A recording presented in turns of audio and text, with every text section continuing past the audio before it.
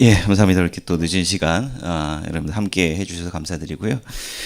지난 시간 우리가 레위기를 어떻게 읽을 것인가 여기에 대한 내용을 우리가 함께 나누었었고요. 또 영상으로 남아 있으니까 또 여러분들 함께 뭐 못 보신 분들은 영상도 참고해 보시면 좋을 것 같습니다. 오늘은 이제 본격적으로 이제 레위기를 좀 들어가려고 하는데 사실 뭐 저희가 좀 한정된 시간 안에서 이 레위기를 이제 뭐 전반적으로 다 꼼꼼히 살펴보는 것은 조금 쉽지는 않습니다. 그래서 우리가 전반적으로 어떤 개념, 그 다음에 흐름, 이제 구조 이것들을 중심으로 하고요. 물론 이제 필요한 부분들은 우리가 본문을 직접 보면서 이제 진행을 당연히 해야겠죠. 그래서 이제 어떻게 보면은 이제 세세하게 하기보다는 우리가 이제 짚고 넘어가야 될 이제 중요한 부분들을 중심으로 함께 살펴보도록 하겠습니다. 자, 오늘 사실은 우리가 나름대로 해야 될 질문, 사실 뭐 지난 시간부터 우리가 가졌던 질문이기는 한데요.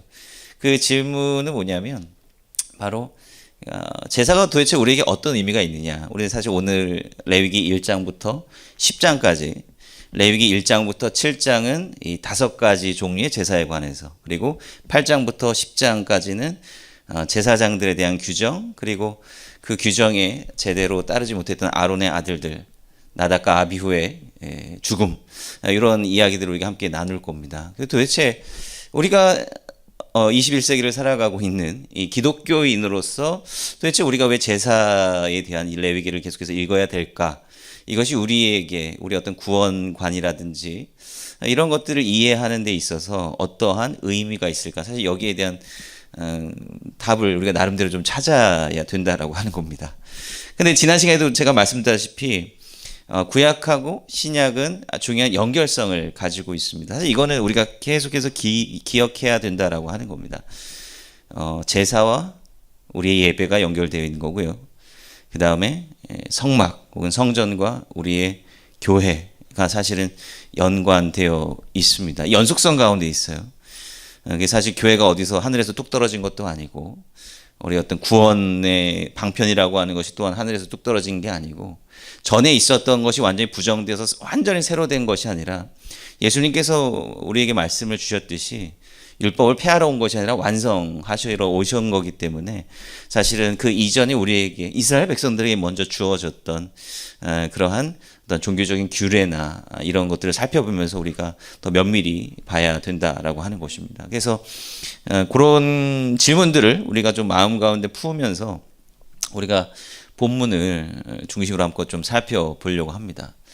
자, 제가 이 레위기 수업을 이제 학교에서 강의를 뭐 지금도 하고 있고 했었는데요.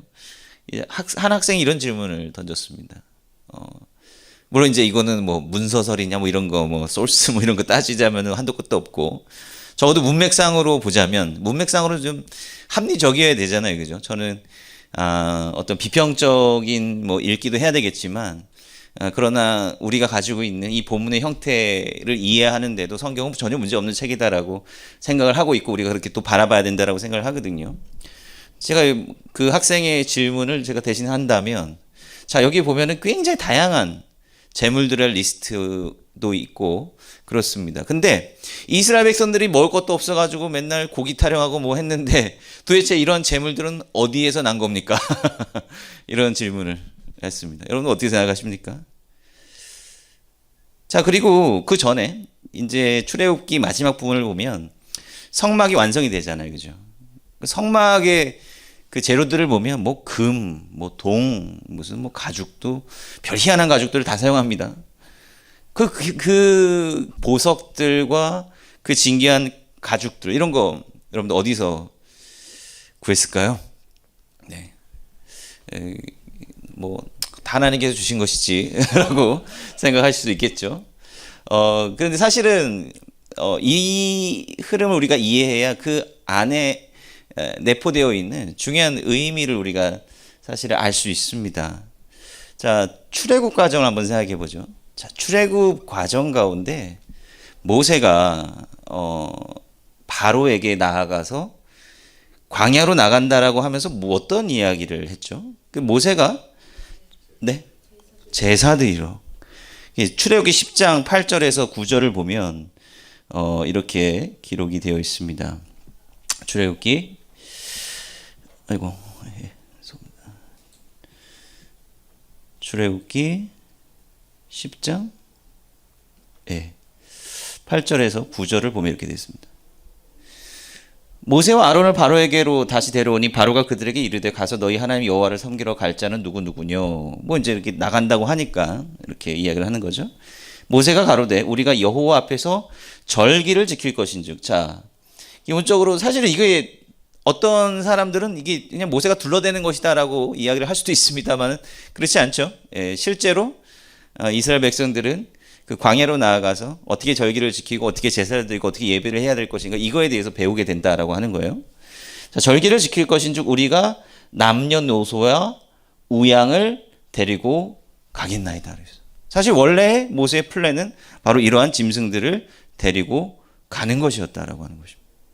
그래서 이스라엘 백성들이 광야로 나갈 때 정말 이 모세가 한 말을 그대로 준수했다라고 한다면 분명히 이스라엘 백성들이 광야로 나아갈 때 이 짐승들을 끌고 갔을 것이다. 우리가 생각을 해볼 수가 있겠죠. 자, 그 다음에 출애굽기 12장을 보면요. 출애굽기 12장 이제 이스라엘 백성들이 이제 나가려고 하는 거죠.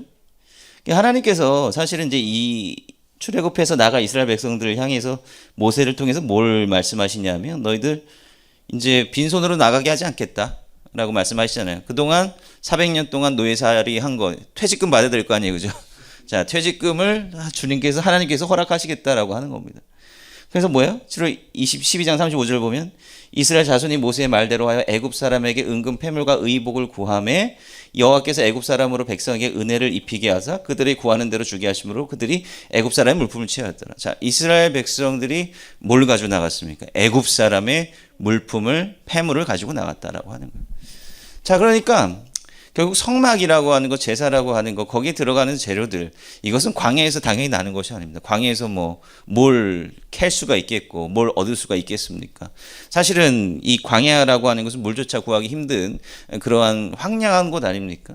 근데 이스라엘 백성들이 그곳으로 나갈 때 이미 하나님께서는 준비를 이미 해 주셨다라고 하는 것입니다. 중요한 건 뭐냐면 이스라엘 백성들이 이 준비된 것을 가지고 이제 어떻게 이제 하나님을 섬길 것인가라고 하는 거예요. 근데 이제 이스라엘 백성들이 광야로 나가서 출애굽기 이제 뒷부분 32장부터 해서 보면은 모세가 율법을 받으러 시내산으로 올라간 사이에 무슨 일을 하는 거예요? 금송아지 섬기는 일을 하잖아요. 우리 성수에 관해서 우리가 이제 마지막 시간에 우리가 함께 좀 자세하게 보려고 하는데 그 금송아지 뭘로 만들었습니까? 이스라엘 백성들이 가지고 온 걸로 만든다라고 하는 거예요.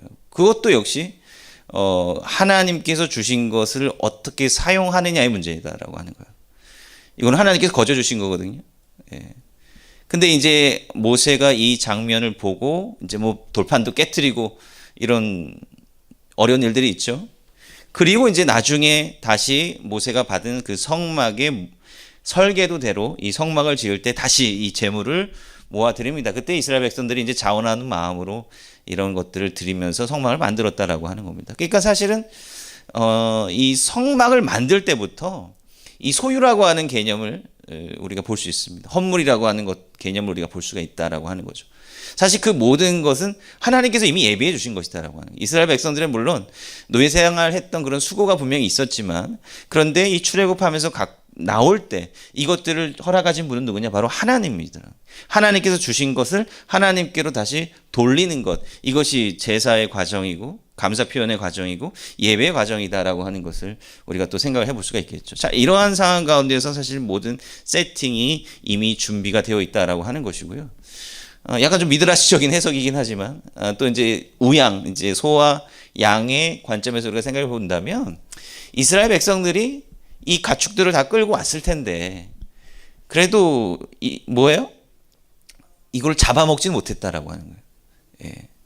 만약 이러한 문맥으로 우리가 생각을 해본다면 그래서 이스라엘 백성들이 애굽에 있었을 적에는 막 우리가 뭐 정말 이빨에 고기가 낄 정도로 먹었는데 근데 옛날 시대 때 이 도축이라고 하는 건 항상 우리는 종교적인 맥락에서 이해를 해야 됩니다. 그 신약 성경에도 보면 이 이방 지역에서 이 고기를 사서 먹는 문제에 대해서 뭐라고 이야기를 해요? 이 고기가 어떤 신을 위해서 도축됐는지 모른다. 그러니까 이제 우리는 이제 오늘날처럼 뭐 그냥 도축한다라고 생각하지만 옛날 사람들은 피를 내서 뭔가 동물 죽인다라고 하는 것은 사실 상당 부분 종교적인 함의가 들어갔다라고 하는 것입니다. 근데 뭐예요? 이스라엘 백성들이 물론 재물을 가지고 갔지만 그런데 하나님께서 정확한 규례를 알려주시기 전까지는 이스라엘 백성들은 그것을 잡지 않았다라고 하는 거예요. 뭐 투덜투덜거린지언정 이것을 잡지 않고 하나님께서 주시는 규례 때까지 그래도 기다렸을 것이다 라고 하는 것을 우리가 또 나름대로 생각을 해볼 수가 있다라고 하는 것입니다. 자, 그래서 이러한 맥락 가운데 이제 드디어 하나님께서 제사에 대한 이제 규례를 주시는데 이 부분에 대해서 우리가 좀 생각을 좀 해봐야 된다라고 하는 거예요. 자, 그래서 제가 요 강의한 링크를 제가 밴드에다가 좀 다시 올려드려야 될 것 같은데 첫 번째 그 강의 김사 목사님께서 홍보해서 올려주신 그 처음 댓글에 링크가 있습니다. 그래서 아마 좀 찾기가 어려우실 수도 있어서 제가 다시 나중에 밴드에다가 올려드리도록 하겠습니다. 그래서 이제 제사의 이제 종류가 이제 쭉 열거가 됩니다. 그래서 요 내용에 대해서 우리가 좀 함께 전반적으로 좀 살펴보려고 합니다. 자, 그래서 레위기 이제 1장에 이제 우리가 들어가게 되면요. 어떤 말로 시작을 하냐 하면, 자, 보세요. 자, 이거 아직 출애굽기죠? 레위기의 첫 번째 부분을 보도록 하겠습니다. 자, 여호와께서 회막에서 모세를 부르시고 그에게 일러 가라사대 이렇게 시작을 하고 있습니다. 바이크라 엘 모시에 바예다베르 아도나이 엘라브 메 오헬 모에드 레모르 이렇게 시작을 하고 있습니다. 자, 근데 여기서 우리가 주목해야 될 부분이 뭐냐면 이 부분입니다. 오헬 모에드라고 하는 겁니다. 오헬 모에드. 자, 오헬 모에드가 이제 한글에는 회막이라고 되어 있죠. 영어로 tent of meeting이라고 되어 있고요. 근데 이게 오헬 모에드라고 하는 게 결국 성막을 의미하는 거잖아요. 근데 이게 사실은 레위기의 고유한 명칭입니다. 성막의 다른 명칭이 히브리어로 뭔지 아십니까? 미시칸. 예, 미시칸이죠. 이게 샤칸이라고 하는 동사에서 나오고 샤칸은 이제 살다, 거주하다, 정주하다 뭐 이런 의미를 가지고 있어요. 그러니까 미시칸이라고 하는 말은 하나님께서 거주하시는 곳이라고 하는 거예요. 그러니까 미시칸이라고 하는 것은 존재론적인 의미죠. 좀 철학적인 용어긴 한데 존재론적인 의미예요. 하나님께서 저 성막에 계신다, 임재하신다 이걸 의미하는 거거든요. 근데 우리가 이 미시칸이라고 했을 때 굉장히 중요합니다. 우리가 성막이라고 하는 것을 생각할 때 가장 중점적으로 잊지 말아야 될 건 뭐냐면 성막은 움직이는 성소다라고 하는 걸 잊지 말아야 돼요. 참 묘합니다. 다른 종교, 그 중동 지역의 다른 신들을 섬기는 종교와 굉장히 구별되는 그 이스라엘 사람들의 종교의 특징이 뭐냐면 그들이 세웠던 첫 번째 성소는 텐트였다라고 하는 거예요. 사실은 이 고대 근동의 많은 지역에 있어서 신개념이라고 하는 것은 뭐냐면 결국은 수호신 개념이에요. 수호신 개념이라고 하는 건 뭐냐면 고정된 그 장소, 또 고정된 그 성소, 요걸 통해서 거기에 이제 신이 정주를 하고 신이 그 지역을 지켜준다. 근데 거기를 벗어나면 또 다른 신이 있어서 그 신에 이제 나와바리가 되는 겁니다. 그러니까 각 주요 도시들마다 그 신을 섬기는 신전들이 각각 다 따로 있는 거예요. 물론 그 신들 사이에서도 서열이 존재합니다. 그런데 이스라엘의 하나님은 처음부터 이 땅 가운데 고정된 성전으로 존재하는 게 아니라 물론 나중에 예루살렘 성전이 지어지긴 하지만요. 그런데 그 뿌리는 바로 성막에 있다라고 하는 게 중요해요. 성막이라고 하는 것은 이스라엘 백성들이 움직이는 그 모든 곳에 따라다니는 거죠. 따라다니는 거. 아니 성막을 이스라엘 백성들이 따라가는 거죠. 그러면은 이 존재론적으로 하나님께서 미시칸 성막에 존재하신다, 사신다라고 했을 때 결국은 여기서 어떤 우리는 의미를 유추할 수 있습니까? 하나님께서는 어디에나 우리와 함께 하시는 분이다라고 하는 것을 의미하는 것이고요. 이런 하나님의 그 보편적인 임재, 이거는 사실은 솔로몬의 성전 기도문 열왕기상 8장에서도 우리가 볼 수 있습니다. 우리가 나중에 좀 더 자세히 살펴보고자 합니다.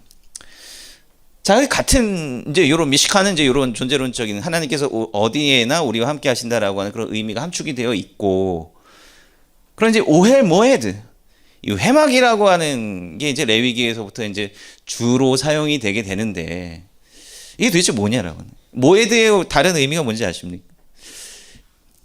자, 여기 모에드 보시면 여기 이제 사전이 이렇게 되어 있고, 용례를 만약에 이제 모에드가 쓰인 단어를 여러분 찾고 싶으시다면 용례를 검색을 누르시고, 이렇게 알듯 모를 듯한 이런 게 나오잖아요. 이거 무시하시고 그냥 이거 실행을 누르시면 됩니다. 예, 그런 실행을 누르시면 이제 이렇게 나와요. 그래서 여기 모에드, 그래서 여기 누르시면 거기에 대한 어떤 해석이나 이런 전체적으로 이렇게 파싱한 정보를 보실 수가 있습니다. 그래서 이제 이제 요거 가장 이제 제가 생각했을 때 여러분들이 이제 단어를 공부하시잖아요. 근데 여러분들이 그 사전을 너무 100% 신뢰하실 필요는 없어요. 오히려 이제 사전을 만드는 사람들도요, 이걸 귀납적으로 사실은 연결시키는 거거든요. 그러니까 이 단어의 의미를 먼저 알아가지고 이렇게 연역적으로 적용하는 게 아니라 용례를 다 긁어 모으는 거예요. 그래서 그 용례 가운데 문맥을 통해서 이런 의미가 있다. 요거를 이제 추적을 해 나가는 거거든요. 사실은 이제 여러분들 사전적인 의미를 제일 잘 파악하기 위해서는 이런 용례를 여러분들이 잘 넓게 파악을 하는 게 중요합니다. 근데 이제 우리는 뭐 다 할 시간이 없으니까 편리하게 먼저 이제 사전을 보고서 넘어가면요. 여기 밑에 보면은 여기 브라운 리버 브릭스라고 하는 BDB 사전 링크가 있어요. 요게 사실은 물론 나온 지 꽤 100년이 되는 굉장히 오래된 사전이기는 한데, 그래도 제일 좀 무료로 사용할 수 있으면서도 굉장히 요즘도 학자들 사이에서도 여전히 사용되는, 지금 이 BDB 사전이 이제 개정본이 그 텍사스대 이제 휴네가르트라고 하는 아주 유명한 교수님이 있습니다. 그분을 중심으로 해서 하고 있는데, 낸다고 한 지가 벌써 몇 년이 지났는데 아직도 안 나오고 있는데 언제 나올지 모르겠습니다.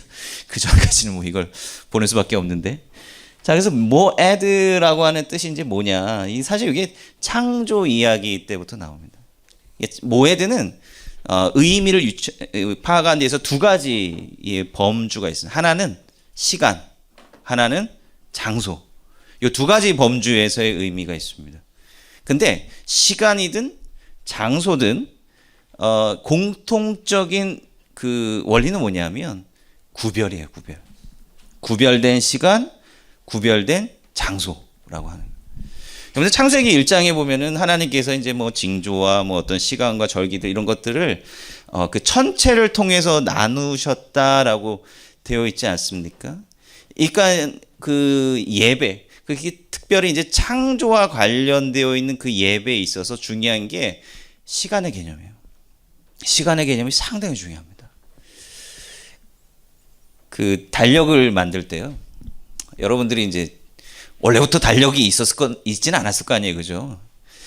여러분 한번 생각해 보시죠. 여러분들이 이제 옛날 고대 근동의 바벨론 서기관입니다. 왜 하필이면 바벨론이야, 은혜 안 되게. 근데 바벨론에서 먼저 달력을 만들었으니까. 자, 바벨론의 서기관이에요. 그럼 여러분들 달력을 만들려면 어디를 쳐다봐야 될까요? 어디를 쳐다봐야 달력을 만들 수 있습니까? 하늘을 쳐다. 자, 그럼 하늘을 쳐다보니까 뭐가 보이죠? 태양이 뜨고 집니다. 태양의 움직임을 기준으로 해서 하루 단위를 만들 수 있어요. 자, 그 다음에 밤이 되면 뭐가 보일까요? 달이 차고 기웁니다. 일정하게 차고 기우네요. 보름, 월. 월삭이라고 하는 개념이 바로 이런 데서 나오는 거죠. 월의 단위로 만들 수가 있습니다. 그리고 또 밤하늘에 또 뭐가 보입니까? 별자리가 보이네요. 별자리가 이동하는 걸 보면서 계절의 순환을 계산할 수가 있습니다. 바빌론이 옛날부터 수학이 굉장히 발달했습니다. 바빌론이 옛날 60진법을 사용했습니다. 똑똑한 사람들입니다. 이런 것들 종합을 해가지고 바벨론 사람들이 무려 주전 3000년경에 만들었던 달력이 1년 날이 한 350일 정도, 상당히 정확한 달력이었고, 일찍이부터 윤달의 개념도 발견을 했습니다. 바벨론 사람들은 왜 이렇게 달력 만드는 데 목숨을 걸었을까요? 왜? 뭐 하려고? 먹고 살아야 되잖아요. 이 사람들이 농사를 이제 짓기를 시작을 하는데, 농사가 잘 되려면 뭐가 있냐면 규칙이 있어야 돼요. 정해진 때에 뭘 해야 되고. 그러니까 여기서부터 이제 정해진 시간이라고 하는 게 중요합니다. 씨 뿌릴 때 씨 뿌려야 돼요. 비 올 때, 해 받을 때 해 받고 비 와야 됩니다. 그리고 거둘 때 거두어야 된다라고. 정해진 시간의 단위를 이 사람들이 파악을 해야만 했습니다. 그래서 일정하게 무언가 반복되는 행위를 해야만 했다. 이게 달력의 기본입니다. 자, 그런데 우리가 지금 가지고 있는 시간의 개념 가운데 하늘을 쳐다보고서 만들 수 없는 시간 개념이 뭐죠? 뭐가 있어요? 모르시면 안 되는데. 네? 제가 빼먹은 거 하나 있어요. 이거 모르시면 안 되는데. 여러분들, 일주일이 며칠입니까? 7일입니다. 7일 단위로 끊어지잖아요. 이거는 뭘 봐야 만들 수 있는 걸까요? 뭘 봐야 만들 수 있어요? 이건 하늘을 아무리 쳐다봐도 7일이라고 하는 개념을 만들어낼 수가 없습니다. 이거는 굉장히 이슬? 네. 네. 그렇습니다. 만들 수 없어요. 네. 이거는 뭔가 인위적인 느낌이 나죠. 인위적이라고 좀 그러네. 성경에 하나님께서 명령하신 거니까. 물론 이제 바벨론이나 이제 다른 나라들도 열흘 단위 이렇게 좀 돌아가는 사이클들이 있어요. 그 사이클의 이유가 뭐냐면 요거는 노동과 관련된 겁니다. 일주일 단위든 열흘 단위든 이게 왜 이렇게 중간중간에 이게 브레이크거든요. 일주일 단위라고 하는 거의 근본 개념 브레이크입니다. 왜 브레이크를 줬겠어요? 일을 사람들한테 효과적으로 써먹어야 되니까. 예. 쉬어야지 또 일을 해야 될 거 아니에요. 그죠? 혹은 어떤 경우에는 쉬는 날도 제대로 없이 계속해서 일을 해야만 했다라고 하는 겁니다. 성경에 보면 쉼의 이유를 뭐라고 이야기를 하고 있죠? 왜 쉬어야 돼요, 인간이? 안식일. 그게 뭐죠? 누가 먼저 쉬었어요? 하나님 먼저 쉬었어요. 하나님이 쉬셨기 때문에 누구도 쉬어야 되는 거예요? 인간도 쉬어야 된다. 거기서 이제 6일 플러스 1, 여기 이제 7일 주간의 개념이 나타난다라고 하는 겁니다. 7일의 개념이 생기는 거예요. 근데 거기서 더 중요한 게 있어요. 하나님이 쉬기 때문에 왜 인간이 쉬어야 돼요? 왜죠? 하나님이 쉬는데 왜 인간도 쉬어야 됩니까? 네? 하나님 기억하라고. 그 창세기 1장의 이야기를 보면 물론 맞습니다. 하나님하고 인간하고요 공통점을 가지고 있거든. 인간이 뭐예요? 하나님의 형상으로 만들어졌다라고. 자, 여기에 중요한 쉼의 신학이 있다라고 하는 거예요. 인간이 하나님의 형상으로 만들어졌기 때문에 하나님도 쉬시니까 인간도 쉰다라고 하는 거예요. 그런데 다른 고대 근동의 이런 문헌이나 이런 것들을 보면 하나님의 형상은 누구다? 왕이었어요. 예. 너는 내 아들이라 내가 오늘날 너를 낳았도다. 이런 거 있잖아요. 이거는 사실 이스라엘만의 독특한 그 고백이 아닙니다. 사실은 다른 고대 근동에서 대관식 할 때 그 왕에게 선포되었던, 제사장이 선포했던 말이었어요. 왕만이 신의 아들로 받아들여, 나머지는 다 노예와도 같은 사람들이다라고 하는 거예요. 그래서 아트라시스나 이런 고대 근동 신화 보면 인간이 뭘 위해 만들어졌다? 노예를 위해서, 노예 노동을 하기 위해서 만들어진 것이다. 이렇게 합리화를 시키는 거죠. 그래서 이거 가르쳐 주면서 막 부려먹는 거예요. 그런 가운데 이제 이 성서는 바로 인간이 하나님의 형상으로 만들어진 고귀한 존재이고, 그렇기 때문에 하나님께서 쉬시기 때문에 인간도 같이 쉬어야 된다. 이게 시간 구별의 굉장히 중요한 원리다라고 하는 거예요. 여기서 절기도 나온 거예요. 여기서 그 중요한 절기나 안식일이나 희년이나 이런 개념들이 쫙 쏟아지는 겁니다. 그래서 이 절기라고 하는 것은 인간에게 쉼을 주고, 또 그 쉼을 얻는 인간이 바로 하나님께서 우리를 이렇게 고귀한 존재로 만드셨고, 그렇기 때문에 우리가 하나님 앞에 감사해야 된다라고 하는 생각을 갖게 만드는 거죠. 사실 이게 이제 시간의 거룩한 구별의 근본적인 그 의미다라고 하는 겁니다. 자, 그런데 우리가 지금 여기서 관심을 갖고 있는 건 물론 절기를 우리가 또 다뤄야 되기 때문에 또 시간의 구별에 대해서 우리가 또 생각을 해봐야 되는데요.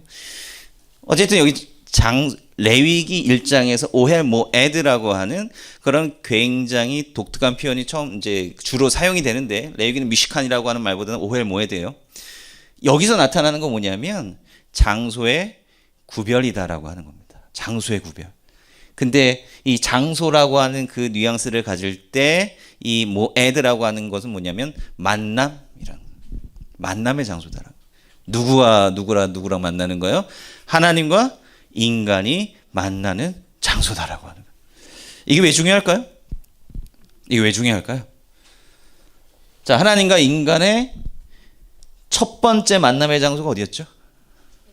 에덴 동산. 이게 중요합니다. 자, 에덴 동산이 사실 처음으로 만들어진 인간과 하나님의 만남의 장소다라고 하는 거예요. 근데 인간이 거기서 왜 쫓겨났다? 죄. 사실 뭐 죄라고 하는 걸 딱 규정하기가, 물론 우리가 좀 신학적으로 좀 생각을 해봐야 됩니다. 근본적으로는 이제 선악과 먹은 것 때문에 그렇죠. 선악과 제가 얘기했었나요? 선악과라고 하는 것은 결국 뭐냐면 내가 이 세상에서의 옳고 그름을 내가 다 판단하겠다 이거예요. 하나님께서 판단하시는 게 맞는데 나 싫어. 내가 선악을 내가 스스로 판단해서 뱀이 말하는 것처럼 내가 하나님처럼 될 거야 라고 자기 의에 이제 빠져버리는 거죠. 그러면서 인간은 죄를 짓게 된다. 죄라고 하는 거 하나님이 진짜 이 세상의 왕이시다라고 하는 걸 인정하지 않고 내가 그 자리에 올라서려고 하는 게 사실은 그 에덴 동산 이야기에 나오는 죄의 굉장히 중요한 본질이다라고 하는 거예요.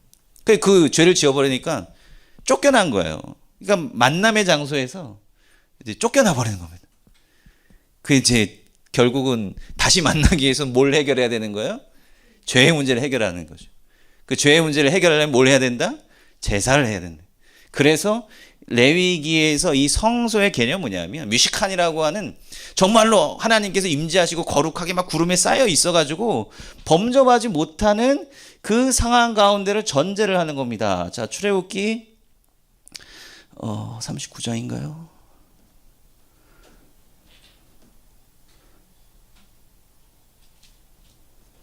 죄송합니다. 40장이네요.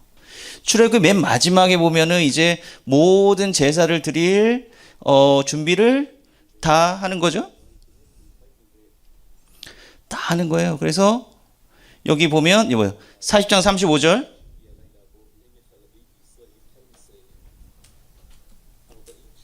잠깐만요. 갑자기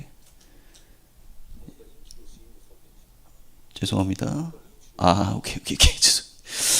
그래서 갑자기 히브리어가 나와서 깜짝 놀랐네요. 네, 자, 그래서 40장 35절 보면 모세가 회막에 들어갈 수 없었으니 이는 구름이 회막에 덮이고 여호와의 영광이 성막이 충만하였다라고 하는 겁니다. 자, 이게 뭐예요? 이제 여기 오헬 모에드가 여기서도 나옵니다. 근데 여기 보세요. 키 샤한. 왜 오헬 모에드에 모세가 왜 못 들어가? 샤한. 하나님께서 그곳에 계시기 때문에. 근데 제사가 이루어지지 않았잖아요. 들어가지 못한. 하나님과 아직 여전히 가로막혀 있다라고 하는 거예요. 이제 들어가려면 어떻게 들어가야 돼요? 첫 번째 단계, 우리가 레위기 아까 1장 1절에서 보았듯이 자, 하나님께서 먼저 부르셔야 되는 것이고요. 그다음에 두 번째는 제사를 통해서 희생을 해야 들어갈 수 있다라고 하는 거예요. 자, 여기서 이제 이 구원관의 원리가 이제 우리는 여기서 레위기에서 배울 수 있는 겁니다. 그러니까 제사라고 하는 게 이 고리타분하고 이제 우리 하지 말아야 될 그런 게 아니라 우리의 구원론을 정립하기 위해서 굉장히 중요한 책이 레위기라고 하는 사실을 우리가 조금씩 이제 알게 되겠죠. 예수 그리스도의 십자가 사역이라고 하는 것이 결국은 이 제사의 형식과 이 원리를 그대로 따라가는 겁니다. 형식은 그 모양은 달라요. 모양은 다르지만 그 안에 함의는 사실은 동일하다라고 하는 부분이죠. 우리가 이제 오헬 모에드, 레위기에서 성막을 가리키는 말은 회막 오헬 모에드다라고 하는 것을 우리가 좀 머릿속에 두고 있어야 된다라고 하는 겁니다. 자, 그래서 이제 본격적으로 기본적인 그 제사의 틀이 되는 5가지의 제사 방식이 등장하게 됩니다. 자, 그래서 그 5가지의 제사 방식, 우리가 성경을 다 읽으면 좋겠지만 제가 이제 정리한 거를 중심으로 한번 볼게요. 자, 제사의 종류는 자, 번제, 히브리어로 올라라고 합니다. 두 번째, 소제, 민하라고 합니다. 그다음에 화목제, 슐라밈, 단수는 슐렘, 복수는 슐라밈이라고 합니다. 그리고 속제제, 하타트, 그 다음에 속건제, 아샴. 자, 근데요, 도대체 이 제사들의 도대체 차이가 뭐냐? 어차피 다 보니까 기본적으로는 소재를 제외하고는 다 피를 내거든요. 동물을 잡아서 피를 내는 거예요. 그럼 근본적으로는 다 속죄의 의미를 가지고 있는 것 같은데, 뭐 속죄제도 있고, 뭐 속건제도 있고, 화목제도 있고, 또 번제도 있고, 다 비슷하게 보이거든요. 도대체 이게 뭐 번제는 뭐 또 아무 때나 또 드리는 뭐 상번제라고 하기도 하고, 이걸 어떻게 구별을 어떻게 해야 되느냐? 사실은 쉽지 않습니다. 이것들이 정확하게 어떻게 두부 자르지 짝짝 자를 수 있느냐? 사실 쉽지 않아요. 그 역시 우리는 좀 귀납적인 방법을 좀 사용할 필요가 있는데, 그걸 통해서 우리가 좀 그 제사의 어떤 성격이나 단계나 이런 것들을 좀 볼 필요가 있겠고요. 그다음에 이제 제사장 위임식을 보면 조금 우리가 힌트를 얻을 수 있는데, 또 이게 제사들이 이때는 요것만 드려지는 게 아니라 일정한 순서를 가지고 드려진다라고 하는 것을 볼 수 있습니다. 제사장 위임식 할 때 제일 먼저 드려지는 제사가 뭔지 아십니까? 뭐죠? 속죄제. 그 다음에 무슨 제사? 번제.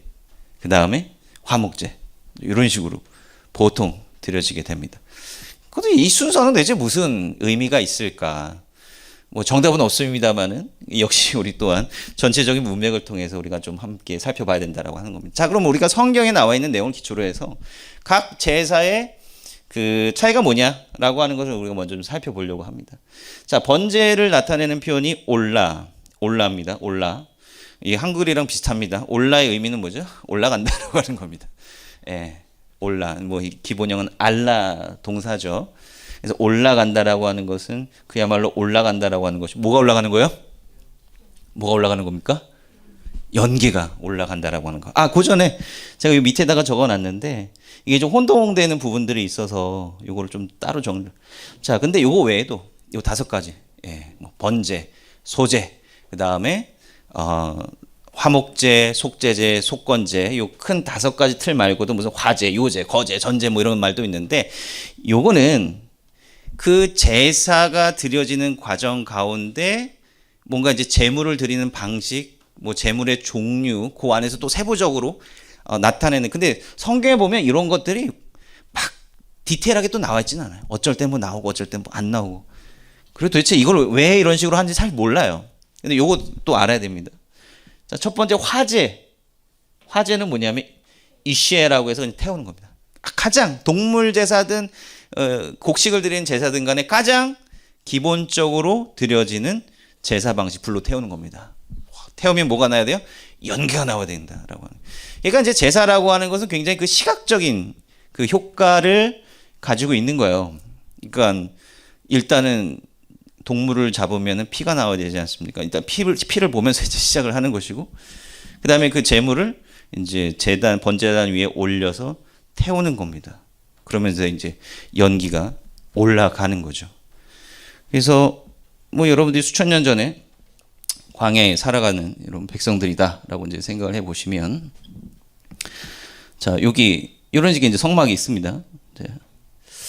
그래서 여기 이제 성막에 이제 입구가 있고, 성막의 입구는 항상 동편으로 되어 있습니다. 항상 동쪽이 기준이 되는 거기 때문에 어떤 종류의 제사든지 간에 그 제물은 누가 가지고 옵니까? 바로 제사자가 제물을 가지고 옵니다.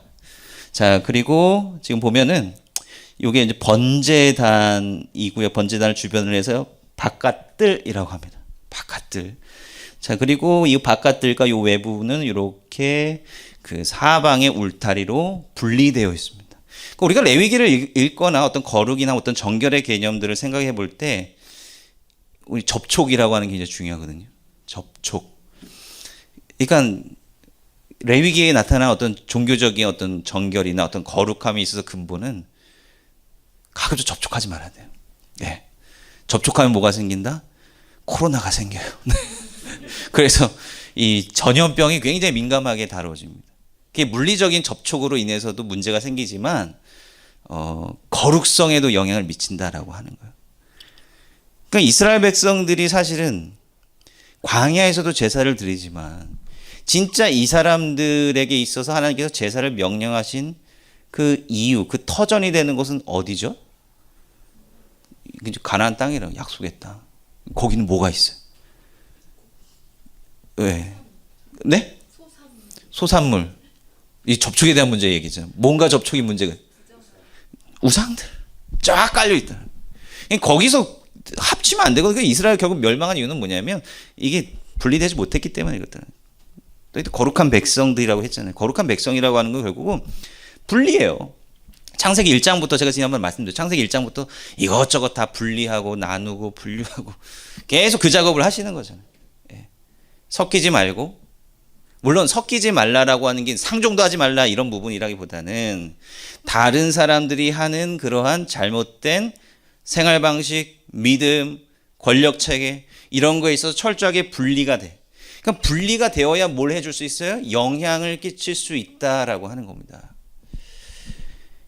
요즘 가면 갈수록 이 그리스도인으로서 산다는 게 쉽지 않지 않습니까? 사람들이 왜 때로 신앙인들을 비난하죠? 근데 우리 입장에서는 좀 억울할 수도 있어요. 자기네들은 더 못되게 살면서 오히려 조금 이렇다고. 근데 세상 사람들도 본능적으로 알아요. 어쩔 수 없어, 우리는 억울해도. 그리스도인들은 뭔가 좀 달라야 된다라고 하는 기대를 가지고 있는 거예요. 근데 세상 사람들하고 똑같은 모습으로 사는 그런 모습을 보면 이제 문제가 있다라고 생각하는 거예요. 평균적인 부분이라도요. 예.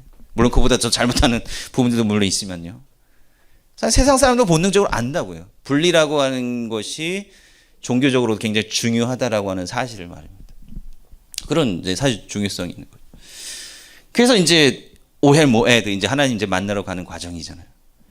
그럼 이제 제사가 와서 이제 소든 뭐 양이든 뭐 새든 뭐 곡식을 가져왔던 거 그러니까 곡식 가져오는 겁니다. 재물을 가져오는 거예요.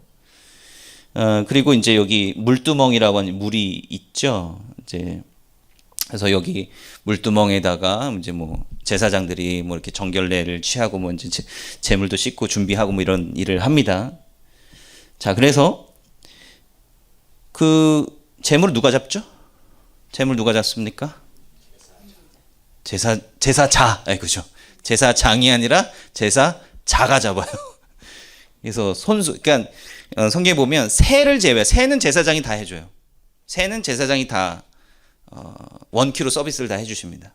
근데 그거를 제외한 소와 양, 이거는 본인이 다 해야 돼요. 굉장히 좀 어려운 일이죠. 자, 여기서 피가 흐릅니다. 그 피가 흐르면 제사장이 이제부터 이제 작업을 해주는 겁니다. 이 소의 혹은 양의 제물의 피를 받아가지고 제단에다가 싹 발라요. 뿌리거나 바르거나 쏟거나 한다라고 하는 겁니다. 그 피는 절대로 그 이제 제사의 성격에 따라서 제물을 먹을 수도 있고 먹지 못할 수도 있는데 제물 가운데 결코 손댈 수 없는 부위가 뭐죠?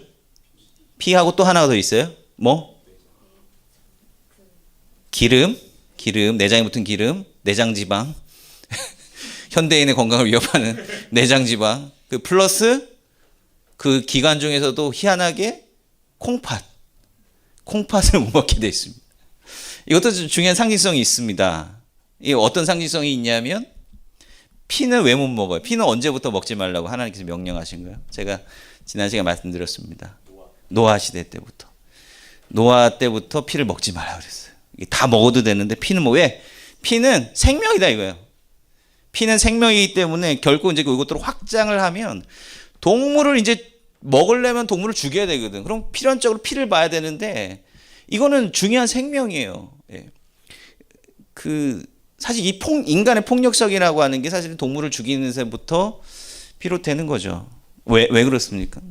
오늘날에도요, 길 가는 고양이나 강아지 막 그냥 잡아 죽이잖아요? 그러면은 경찰에 입건이 됩니다. 왜 입건이? 이거 죽인다고 뭐 새가 되면 왜 입건을 합니까? 근데 법적으로 이거는 문제가 돼요. 왜? 물론 그 생명도 소중하다라고 하는 동물 생명권도 있지만 이 사람은 동물을 이렇게 쉽게 죽이면 이 사람은 잠재적인 범죄자로 보는 거예요. 이게 사이코패스화 되는 거죠. 동물들을 이렇게 쉽게 죽이면 물론 이제 그렇다고 해서 뭐 동물을 도축하신 분이 뭐 그건 절대 아닙니다만은 그냥 이유 없이 아무런 이유 없이 재미로 동물을 살상을 하면 그것이 무감해져서 결국 사람에게 또 손을 댈 수 있다. 이게 근본적으로 문제다라고 하는 거예요. 그러니까 이 동물을 죽일 때 피를 위해서 피를 보기 위한 목적으로 동물을 죽여서는 안 된다라고 하는 거예요. 그거 먹지 말라라고 하는 거예요. 그러니까 그건 하나님께 다 드려야 되는 거예요. 생명의 근원은 하나님부터 온 거니까. 그리고 기름은 사실은 이제 성경에서 보면 제물도 보면 이제 우리가 기름이라고 했을 때 그냥 둥둥 떠다니는 그런 지방뿐만 아니라 이제 여기 이제 문맥을 보면 동물의 부위 중에서 가장 좋은 부위를 기름으로 이야기하는 것 같습니다. 부드럽고 좋은 부위. 요거를 이제 그 동물의 가장 중요한 부분, 가장 좋은 부분. 이 부분 하나님께 불태워 드려야 된다라고 하는 거예요. 그 이제 가슴살이나 이제 제 손 말하고 있습니다. 죄송합니다. 그래서 이 동물의 부위, 그래서 뻑뻑한 뭐 뒷다리살이나 가슴살 이거는 이제 제사장이나 사람들이 먹으라고 하거든요. 그리고 콩팥은 히브리어로 이제 킬리옷이라고 하는데, 이제 킬리옷이라고 하는 것 자체가 이제 뭐 욥기나 이런 지혜 문서 같은데 보면 사람의 마음을 의미합니다. 그러니까 그 사람의 마음이 좀 묘하죠. 사람들의 당시 생각 표현 방식이었던 것 같아요. 우리도 이제 뭐 사람의 마음을 뭐 심장에 비유하기도 하잖아요, 그죠? 근데 성경에도 생각은 심장, 뭐 마음이나 감정은 이제 콩팥, 뭐 이렇게 표현을 하는 것을 우리가 볼 수 있습니다. 그러니까 사람에게 있어서 또한 굉장히 중요한 의미가 있는 상징성을 가진 그 장기는 또 하나님 앞에 다 드려라라고 하는 겁니다. 나머지 부분들을 이제 먹을 건 먹고 이렇게 한다라고 하는 거예요. 자, 그래서 이제 그런 과정이 있어요. 이제 제사자가 와서 이게 피를 쏟고, 제사장이 이제 피를 쏟는 걸 도와주고, 그 다음에 제사의 성격에 따라서 이제 놔둘 건 놔두고, 태워버릴 건 태워버리고, 이런 식으로 분류를 한다라고 하는 겁니다. 이게 제사의 과정입니다. 자, 근데 그러면 제사를 드리러 온 사람이 와서 이 성막에서 제사를 드림에 있어서 이 사람들의 눈에 잡히는 것은 뭐냐면 안뜰이에요. 안뜰. 이 안에 들어가면 뭐 더 구경거리가 더 있죠. 근데 여기는 제사장 이상으로는 절대 들어오지 못하게 했습니다. 그리고 제가 지난 시간에 말씀드렸다시피 제2차 성전 시대, 특히 이제 뭐 요세푸스나 이제 이런 문헌을 보면 한 번 이 성소에, 물론 이제 인구수의 차이도 있습니다만은 한 번 성소에 들어갔던 제사장은 그 다음에 제비뽑기에서 제외된다. 그러니까 제사장이라고 할지라도 성소에 들어가서 그것을 안을 들여다보고 거기를 봉사할 수 있는 그런 기회는 평생에 한 번, 두 번 혹시 없을 수도 있고, 제비뽑기를 못하면, 그럴 정도로 굉장히 클로즈되어 있다는. 그러니까 성막은 또 다른 한편으로는 폐쇄성을 가지고 있습니다. 그러니까 제사자나 제사장들이 주로 보는 광경은 여기서 짐승이 죽어가는, 어떻게 보면 굉장히 끔찍한 광경이다라고 하는 거예요. 결국 무엇입니까?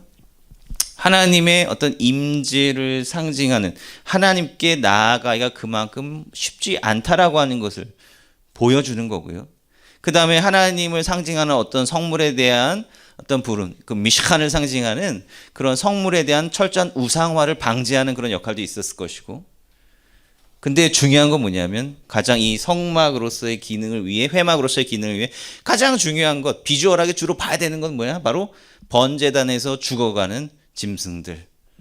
왜? 제가 이제 아까 제사자가 요 짐승을 이제 잡아야 된다라고 했는데 그 전에 해야 되는 세레머니가 있습니다. 자, 무온 세레머니에 바로 사마흐 베 사마흐 야도라고 하는, 그의 손을 짐승의 머리 위에 안수해야 돼. 안수는 좀 점잖은 표현이에요. 근데 좀 더 진 누르는 겁니다. 사마흐라고 하는 거는 이걸 이렇게 해가지고 온 힘을 다해서 진 누르는 행위입니다. 왜 안수하고 진 누르죠? 왜? 접촉이잖아요. 접촉이 일어나고 있습니다. 접촉하면 뭐가 생깁니까? 내 죄가 짐승에게로 전가가 되는 겁니다. 전가가 되는 겁니다. 그러니까 이제 이 제사의 원리는 뭐냐면 일종의 형벌의 과정이에요. 또 다른 한편에서는 형벌의 과정입니다. 성경적으로 보면 우리가 어찌됐든 죄인이잖아요. 그죠? 근본적으로 우리가 하나님 앞에 교만한 마음을 떨쳐버릴 수가 없기 때문에 우리는 근본적으로 죄에서 자유로울 수 없습니다. 성경에서 말하는 죄는 우리가 도둑죄라고 살인하고 이러한 눈에 보이는 가시적인 죄가 아니고 대한민국 헌법이나 대한민국 법에서 지정하는 그 죄가 아니거든요. 근본적인 죄의 문제다라고 하는 거예요. 거기서 이제 우리가 자유로울 수 없잖아요. 근데 하나님께서 이 죄를 판단하시기 위해서 내려놓은 딱 한 가지 형벌의 방법은 하나밖에 없어요. 사형밖에 없습니다. 다 죽어야 되는 거예요. 그런데 한 가지 방편을 열어놓으셨는데 그게 제사, 안수를 통한 죄의 용서. 그 죄의 용서라고 하는 게 내가 용서해줄게 이게 아니라 사형은 캔슬될 수 없어요. 캔슬될 수 없는데 어떻게 되냐. 나 대신 죄 없는 짐승을 가지고 와서 머리에 안수함으로써 접촉을 통해서 내 죄가 전가되고 그럼 나의 죄는 일시적으로 하나님이 그래 법적으로 하나님께서 정해 놓으신 법적으로 너는 이제 일시적으로 죄가 없어. 그럼 죄는 짐승에게 가 있네. 그럼 짐승이 대신 처벌을 받게 되는 그런 과정으로 나타나게 된다라고 하는 겁니다. 이게 죄사의 가장 중요한 원형이에요. 본질적인 기본 방법이죠. 절차, 원리다라고 하는 거예요. 자, 그런데 물론 이제 계급을 정하는 것도 그렇지만 근데 짐승 사이에도 서열이 존재합니다. 가장 좋은 것과 그다음에 좀 덜 좋은 것 이걸 가지고 있습니다. 자, 사실 처음에 1장에 보면 번제에 대해서 이야기를 하고 있는데 자, 번제가 뭐죠? 번제가 태워서 이게 화제랑 비슷한 것 같아요. 그리고 지금 1장의 내용만 보면 번제를 왜 드려야 되는지도 솔직히 나와 있지가 않아요. 분명히 우리가 안수하거나 이런 피를 보거나 이런 걸 볼 때 이거 분명히 속죄의 의미죠. 사실 속죄에 대한 의미를 부여하는 거는 레위기 뒤에 가면 나와요. 다시 이제 설명하는 부분 다시 나오는데 1장에서 뭐 딱히 나오진 않습니다. 그리고 이 번제라고 하는 것은 가장 그 상번제라고 하는 말, 그 올랏 타미드가 always라는 올랏 타미드 하면 항상 드리는 번제다라고 하는 겁니다. 이 번제라고 하는 것은 계속해서 매번 아침 저녁으로 매번 드려졌던 제사 같은데 근데 매번 드려졌던 제사라고 해서 이것이 그냥 가벼운 제사다라고 생각하면 안 됩니다. 사실 번제는 가장 까다로운 제사 가운데 하나입니다. 왜냐하면 제물이 한정되어 있어요. 뭐죠? 소의 번제면 수컷, 숫소. 그러니까 이제 제물에도 등급이 있다라고 한다면 숫소, 암소, 순양, 암양, 비둘기.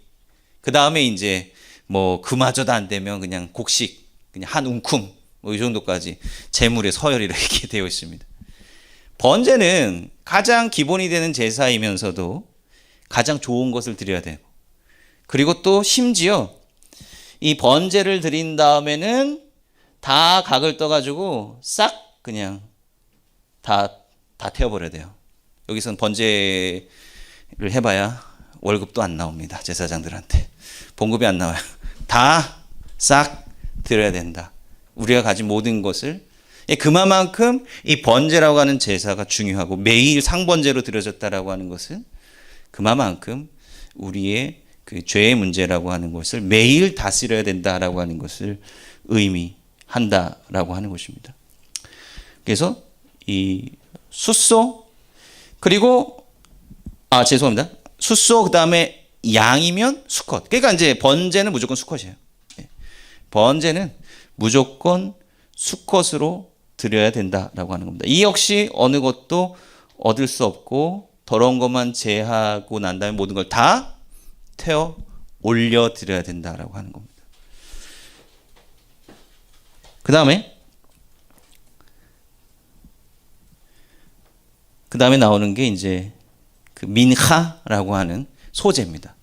자, 번제, 소제. 번제는 이제 모든 것들을 다 우리가 속죄하는 마음으로 다 드려야 되는 그러한 우리의 가장 중요한 거, 귀한 것을 수컷을 드려야 되는 예배. 그런 의미. 그리고 민하라고 하는 것은 곡식입니다. 곡식 제물의 그 의미는 뭐냐면 태우지는 않습니다. 그죠? 죄송합니다. 피를 내진 않아요. 근데 다 태우는 겁니다.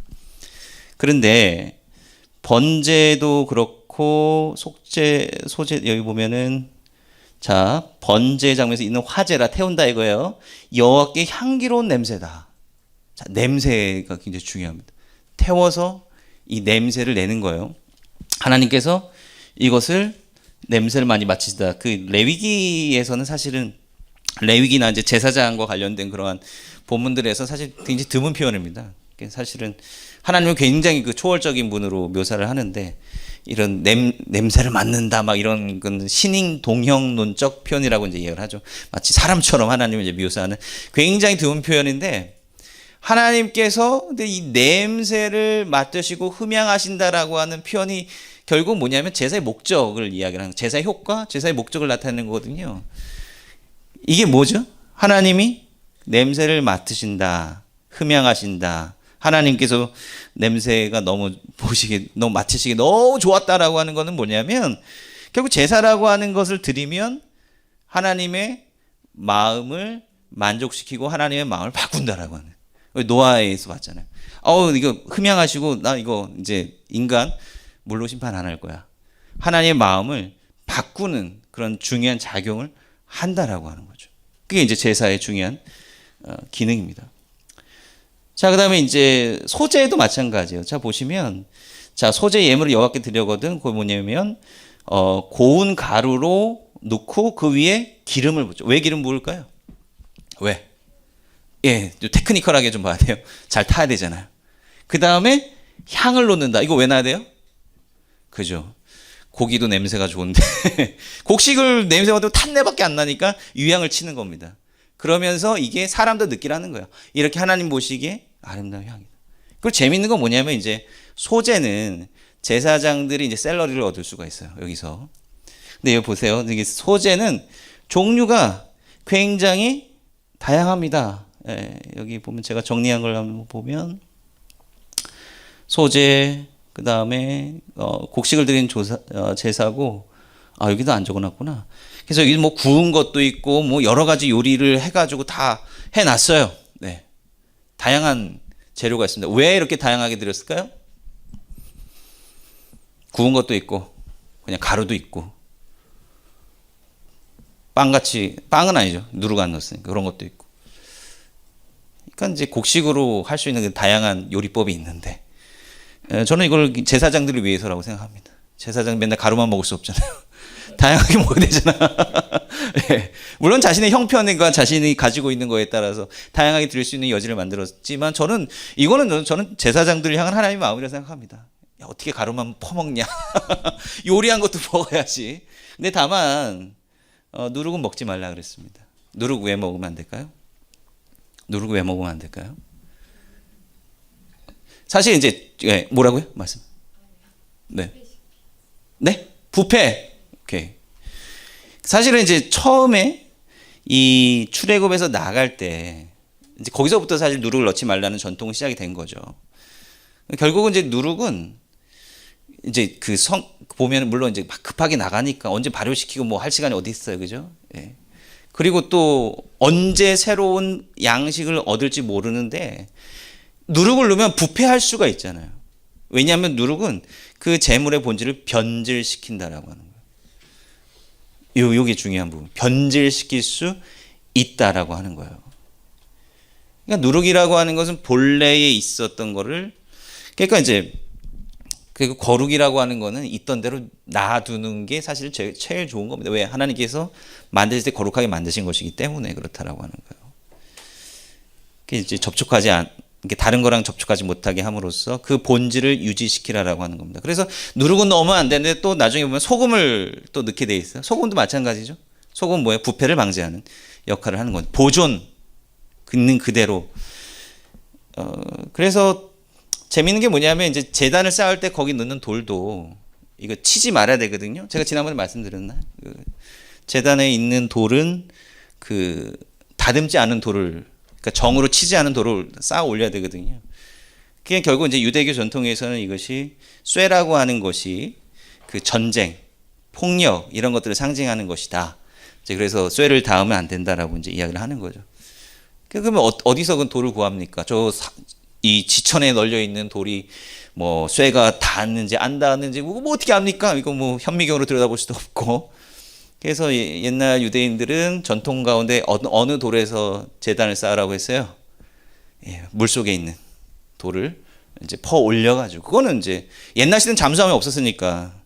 요즘은 뭐 시추도 하고 뭐 잠수함도 많고 그래가지고 요즘은 참 거룩한 돌 찾기가 달나라 가서 찾아야 되나 아무튼 모르겠는데, 그런 이제 물 속에 있는 돌로 제단을 쌓아야 된다라고 이제 유대교 전통에서는 있었습니다.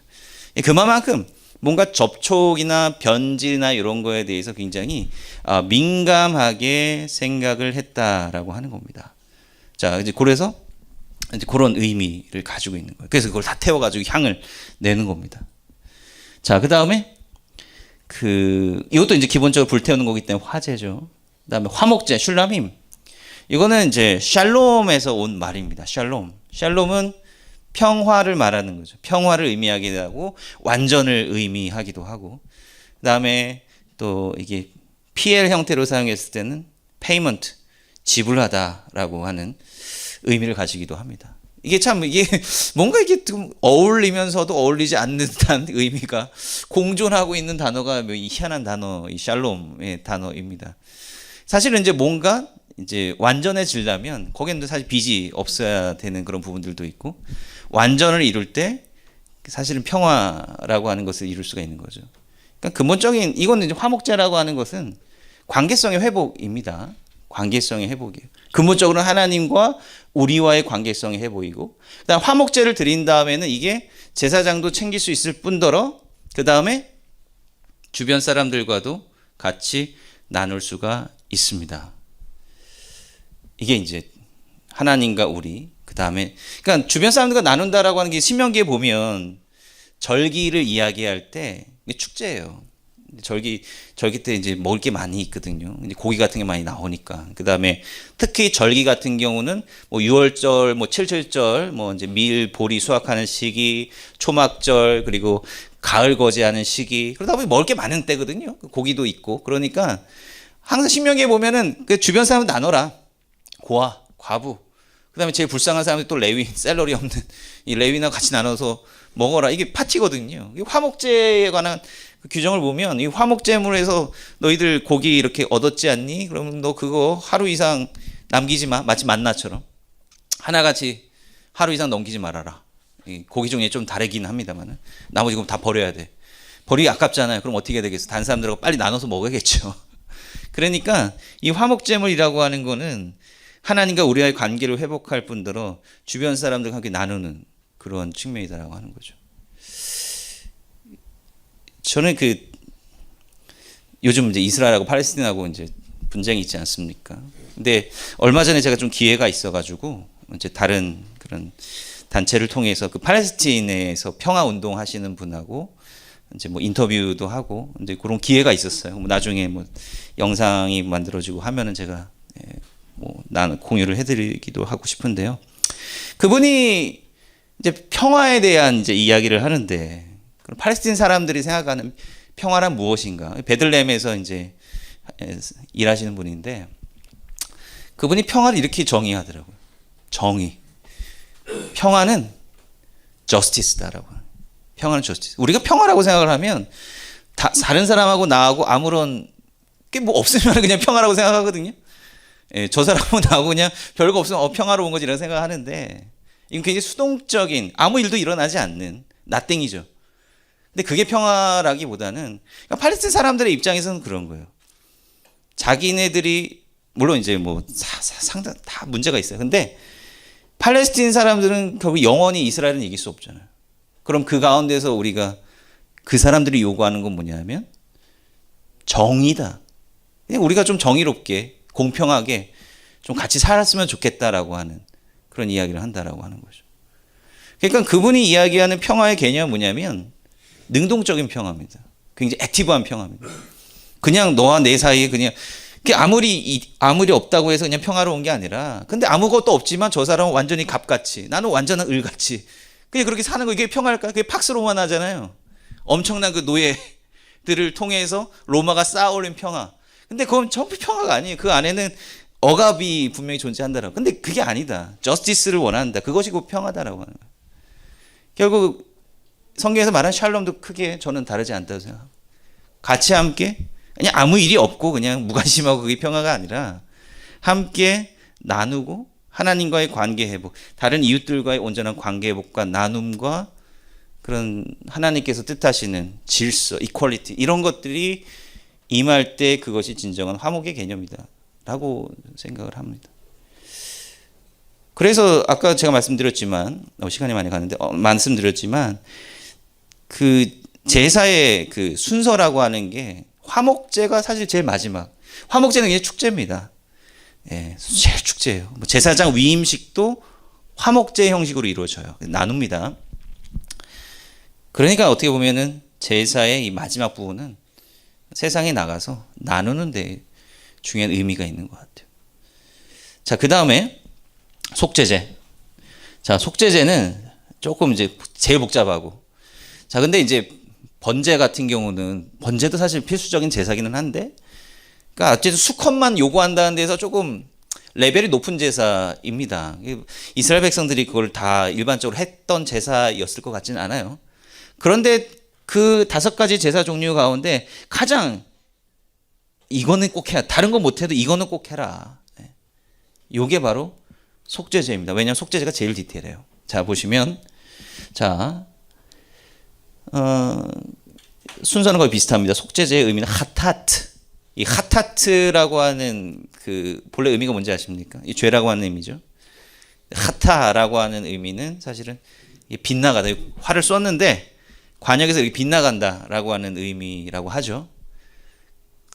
하타의 반대말이 뭔지 아십니까? 어원적으로 봤을 때 하타의 반대말이 뭔지 아세요? 토부 같잖아요, 선. 근데 아니에요. 엄밀히 말하면 반대말은 토라입니다. 야라.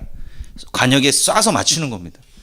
그러니까 무엇이 토부냐라고 하는 것을, 그러니까 우리가 악의 반대말을 우리가 선이라고 했을 때는 그 우리가 생각하는 선에 대한 선입견들이 있어요. 우리가 생각, 이거 선이지, 저게 선이지. 사실 인간의 선함이라고 하는 건 상대적인 겁니다. 대한민국에서 선한 사람이요, 북한에 가면 반역자가 되는 거예요.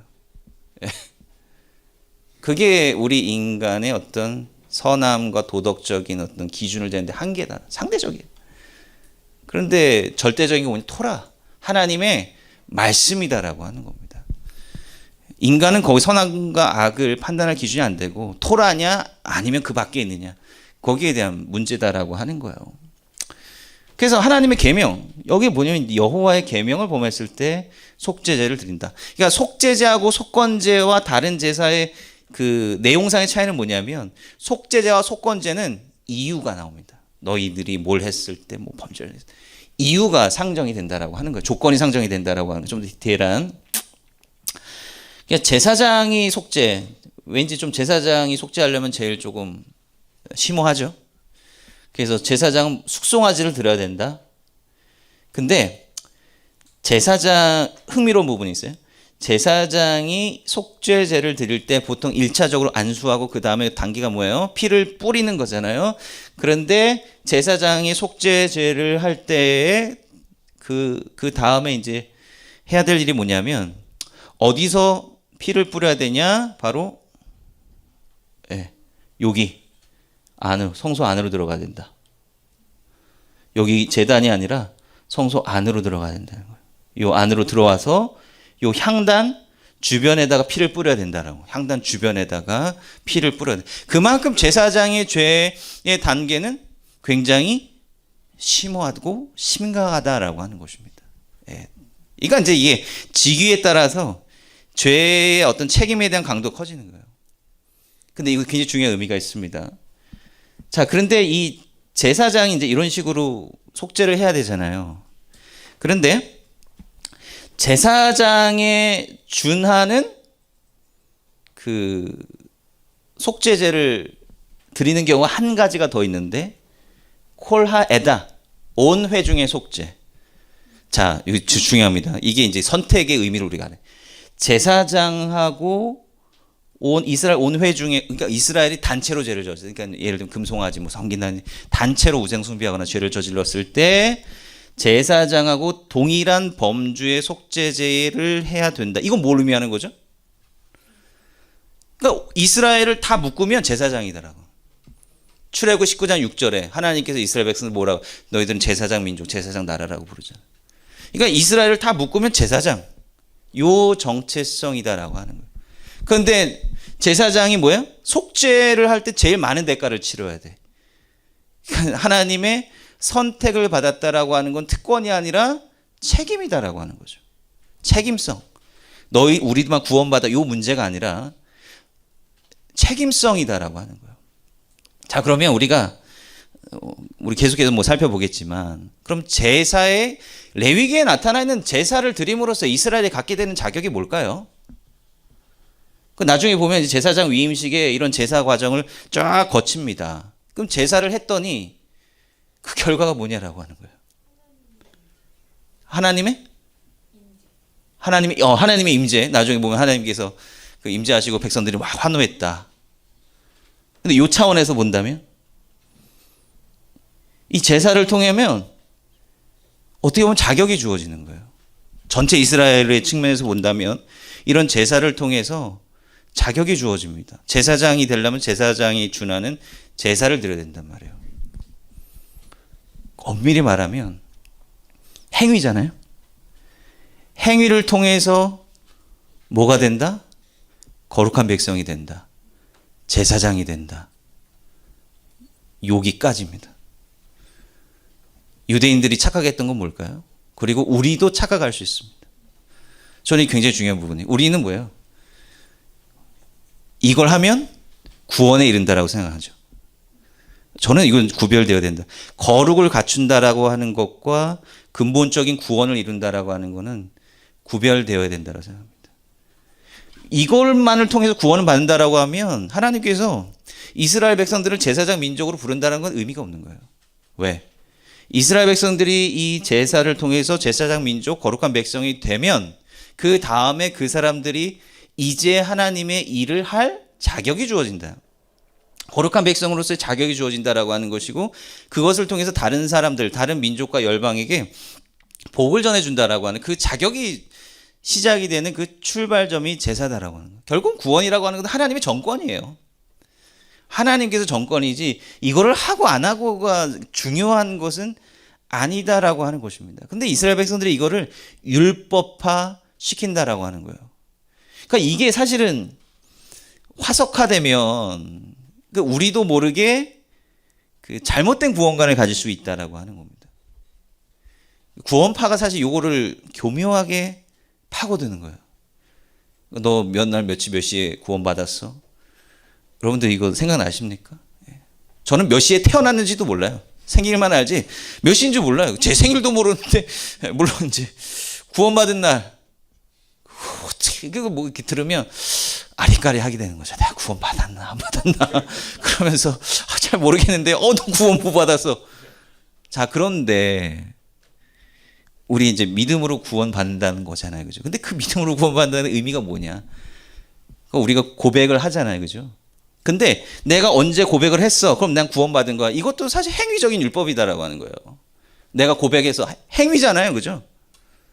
행위로 구원을 얻었다라고 우리가 그렇게 착각하는 거예요. 물론 수고가 덜 들어가는 거죠. 수고가 덜 들어가지만 행위는 행위다라고 하는 거예요. 내가 이걸 하면 구원을 얻는다. 이건 잘못된 부분이다. 저는 이거 거꾸로 뒤집어야 된다라고 생각하는 거죠. 왜냐하면 이제 사람들이 생각하는 가장 이상적인 구원의 삶이 무엇입니까? 평생 동안 하고 싶은 거 다 하고 누리고 싶은 거 다 누리다가 마지막 죽기 전 회개하고 하늘 날아가는 거 얼마나 좋습니까? 왜 이렇게 우리는 신앙을 빨리 가져서 고달프게 살아가는 것입니까? 근데 저는 교회에서도 그러고요. 학생들에게도 항상 물어봅니다. 과연 정말 그 사람이 마지막 순간에 구원을 받았다라고 한다면 그 사람이 그 과거의 삶에 대해서 어떻게 생각할까? 나 너무 보람있게 놀 거 다 놀고 이렇게.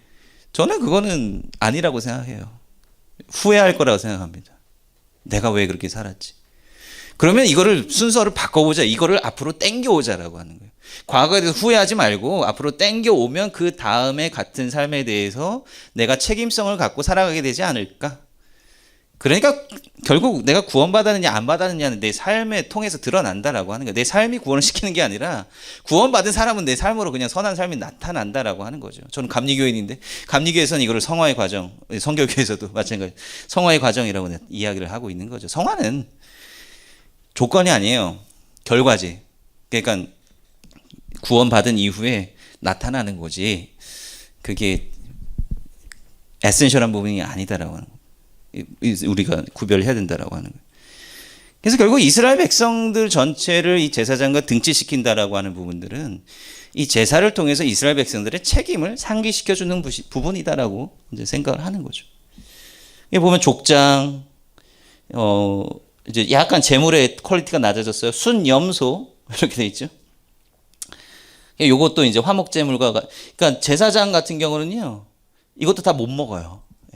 화목제물과 같은 방식으로 콩팥과 기름만 번제단에 불사르지만 나머지 가죽과 고기를 이거는 그냥 같이 번제단 불사르는 게 밖으로 나가서 버려서 불살라 버려야 돼. 죄가 그만큼 크다라고 하는 거예요. 족장, 요거는 이제 샐러리가 있습니다. 먹을 수 있어요. 요거 족장이라고 하는 건 어떤 정치적인 세속적인 지도자를 말하는 거죠. 일반 백성들, 여기 또 암염소, 어린 암양, 암컷까지 포함이 되죠. 좀 더 퀄리티가 좀 낮아지고 있습니다. 그러면서 이제 특수 규정이 나오는데, 자, 요거예요. 경제적인 문제가 있을 경우에, 야, 너희들 암양까지도 못 바쳐? 그러면 산비둘기나 집비둘기 2마리 가져와. 네. 그것도 안 돼? 야, 그냥 네 먹던 거 고운가루 10분의 1 에바 가져와. 그거라도 해줄게. 그러니까 속죄제는 다른 건 몰라도 속죄제는 그냥 네가 가지고 있는 거 아무거나 그냥 가져와가지고 일단 드리라 이거예요.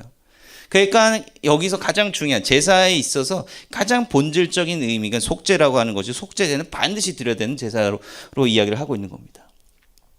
속죄제하고 속건제하고 차이가 뭐죠? 샴이라고. 속건제와 속죄제의 차이가 뭐죠? 속죄제는 뭐 제사만 드리지만 속건제는 배상 책임이 있습니다. 여호와의 성물, 뭐 성물을 뭐 어떻게 깨버려 뭐 했다는지 배상을 해줘야 돼요. 남한테 뭐 해를 끼쳤다는지 배상이 따르는 게 속건제다라고 하는 거예요. 이사야서 53장에 보면 고난받는 종에 대한 이야기가 나오는데, 그 고난받는 종 메시아가 결국 돌아가시잖아요. 그런데 그 죽음을 속건제로 표시하고 있습니다. 흥미롭죠? 왜 하고 많은 제사 가운데 왜 속건제물일까요? 왜 그 배상한다라고 하는 의미가 뭐죠? 배상한다. 요걸 또 얘기할 때 제가 흔히 잘 때는 영화가 하나가 있는데 밀양입니다. 밀양. 진정한 죄사함의 의미가 도대체 뭘까라고. 여러분 밀양 대충 스토리 다 대충 아시죠? 제가 예전 강의에서도 한번 했던 것 같은데. 요는 이렇습니다. 누가 그러니까 이제 아들을 이제 유괴범에게 이제 빼앗기서 유괴범이 그 아들을 죽이죠. 그 엄마가 이제 전도연 씨가 이제 역할인데, 엄마가 그 충격에 휩싸였다가 신앙을 가지고 이제 마음이 좀 열렸어요. 그래서 내가 그 사람을 용서해야겠다라고 감옥에 면회를 가는데, 그 사람이 딱 나오는데 마음이 굉장히 평온해져서 용서하러 왔다라고 했는데, 나는 이미 뭐예요? 하나님으로부터 용서를 받았습니다. 미치고 팔짝 뛸 노릇이죠. 물론 여기서 이제 우리도 질문을 갖게 하는 거예요. 그 사람이 하는 말이 틀린 것 같지는 않아요. 그 하나님이 용서해 주시는 거지. 근데 심정적으로 와닿지가 않아. 이게 우리가 사실 속건제의 측면에서 생각해 봐야 될 부분이다라고 하는. 제사를 드리면서 내가 하나님 앞에서 용서만 받아요. 근데 속건제의 배상 책임이라고 하는 항상 20%를 플러스 더 하게 되어 있습니다. 배상할 때는. 배상 책임을 지어준다라고 하는, 모든 것을 다 물질적으로 배상해 줄 수는 없지만 우리는 성경에서 문자가 아니라 그 문맥과 함축된 의미를 봐야 되잖아요. 책임을 법이라는 거예요. 네가 잘못한 거에 대한 이웃에 대한 책임을 너희들이 감당해라라고 하는, 그게 배상, 속건제의 굉장히 중요한 핵심이라고 하는 겁니다. 윤리적인 차원, 이것이 속죄라고 하는 그 거대한 어떤 신앙적인 그것 때문에 윤리적인 부분이 무시되어서는 안 된다라고 하는 것을 속건제 개념을 통해서 이야기를 해주고 있는 거죠. 예수 그리스도께서 속건 제물로 바쳐지셨다라고 하는 건 무엇입니까? 그러니까 속건제물이라고 하는 거, 예수님께서 십자가를 통해서 우리를 위해서 속건제물이 되셔서 우리의 죗값을 치렀잖아요. 그러면은 우리의 모든 것이 다 해결되느냐? 사도 바울이 이런 얘기를 합니다. 내가 그리스도의 남은 고난을 채워간다. 굉장히 그 신성 모독적인 말일 수도. 그러면 예수님이 고난을 다 충분히 못 하셨어. 이게 뭔 말이야? 완벽하지가 않아? 이렇게 생각할 수도 있잖아요. 물론 이제 표현 방식이라고 생각하는데 저는 여기에 대한 힌트를 속건제물에서 찾아야 된다라고 생각을 합니다. 남은 고난을 채워간다라고 하는 것은 뭐냐면 우리가 해야 될 몫이 있다. 우리가 예수님께서 속죄 부분을 담당하셨다라고 한다면 남아있는 배상의 부분, 이 세상에 대해서 우리가 해야 될 삶의 윤리적인 측면, 우리가 예수님께서 계속해서 육신의 몸을 입고 살아 계셨더라면 하셨을 이 세상을 사랑하시는 긍휼의 마음에 대한 어떤 실천, 이것이 우리가 그리스도의 남은 고난을 채워가는 그러한 길이다라고 생각을 하는 거죠. 이 속건제에는 굉장히 중요한 저는 의미가 이런 차원에서 있다라고 생각을 합니다. 이제 시간이 거의 다 됐으니까 이제 이 제사장에 대한 부분은 한번 쭉 보시는데요. 이 제사장의 부분은 그렇습니다. 이제 제사장들이 일종의 이제 우리식으로 말하면 목사주직을 하는 것인데 이제 제사를 막 드려요. 처음에 속죄제, 가장 중요한 속죄제예요. 다 기본이 되고 우리의 모든 큰 죄를 용서받아야 됩니다. 그 다음에 번제. 저는 번제를 예배 차원에서 접근해야 된다라고. 예배자가 되기 위해서는 우리가 온전한 회개를 먼저 이루어야 된다라고 하는. 회개를 먼저 이루고 난 다음에 우리는 예배자로서 하나님 앞에 다시 나아갈 수가 있다라고 하는 거예요. 그럼에도 불구하고 우리는 죄인이기 때문에 끊임없이 피를 흘려야 되는 것이죠. 그 다음에 마지막에 화목제. 화목제라고 하는 것은 결국 나눔입니다. 하나님과, 이걸 통해서 하나님과 우리의 관계가 회복되고 다른 이들과 기쁨으로 함께 나눌 때 제사가 완성이 되는 거다라고 하는 거죠. 소제나 이런 것들은 그 사이사이에 함께 드려지게 되어 있습니다. 이런 차원에서 생각을 해야 되고, 이제 마지막에 나답과 아비후가 에슈자라라고 해서, 그래서 에슈자라라고 하면 이제 그 유대교 전통에서는 자라, 아보다 자라라고 하면 이제 우상 숭배를 말하는데, 사실은 에슈자라라고 했을 때 사람들 학자들마다 해석하는 그런 그게 분분합니다. 도대체 이게 뭐냐? 잘못 제사를 드린 거냐? 우상한 거냐? 이제 잘못 분향을 했다라고 하는 얘기인데요. 향에도 레시피가 있거든요. 근데 그 레시피를 다르게 했다. 레위기 특별히 이제 앞부분에 보면 모세가 하나님께서 명령하신 대로 다 했다라고 하는 순종에 대한 내용이 굉장히 많이 나옵니다. 반복해요.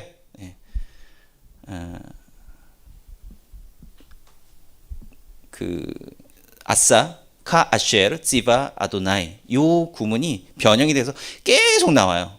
여호와께서 명령하신 대로 준행하였다. 결국은 질서라고 하는 것이 하나님께서 명령하신 그대로 순종하느냐, 하나님 앞에 전적으로 우리가 의존하느냐, 거기서 이제 거룩성이 유지될 수 있다라고 하는 건데, 결국은 가장 중요한 그 향, 분향이라고 하는 게 의미가 뭐죠? 분향의 근본적인 의미가 뭡니까? 제가 지난번에 말씀드렸죠. 여기 메노라, 성전 등대, 그다음에 떡상, 성전 등대는 하나님의 그 창조의 빛과 하나님 나라를 의미하는 것이다라고 하면, 떡상은 이 육신의 식량, 우리 이 땅에 대한 하나님의 긍휼함을 말하는 것이다. 그리고 요 분향단에서 연기가 쭉 자욱하게 나서 이걸 다 채우죠. 기도입니다. 하나님 나라와 인간, 이 땅을 가득 채워주는 그 연결이 분향, 기도의 의미예요. 사실은 기도의 행위가 우리가 현재 하는 방식으로 그런 기도는 사실 익숙한 것은 아니었습니다. 한나의 기도에 의해서도 볼 수 있듯이 엘리 제사장이 한나가 그렇게 중얼중얼거리는 거 보면서 저 술 취했구나 이렇게 생각할 만큼 그렇게 기도하는 게 흔치가 않았다라고 하는 거예요. 분향하는 그 행위 자체가 기도의 의미로 받아들여졌다라고 하는 거죠. 그래서 이런 이제 분향이 사실 그 하나님과 이 땅을 연결하는 굉장히 중요한 제사 행위인데, 이 레시피를 잘못했다. 자라, 낯선 방식으로 했다라고 하는 거. 분향이라고 하는 거는 요 성막에서만 행해지는 것이 아니라 이스라엘 박물관 가면 여러 가지 분향단들이 있습니다. 가난한 사람들이 하는 분향단들이 있어요. 그러니까 집에서도 같이 개인적으로 막 하고 막 이런 겁니다. 그래서 1월 성신에게도 막 분향했다라고 하는 말이 나오죠.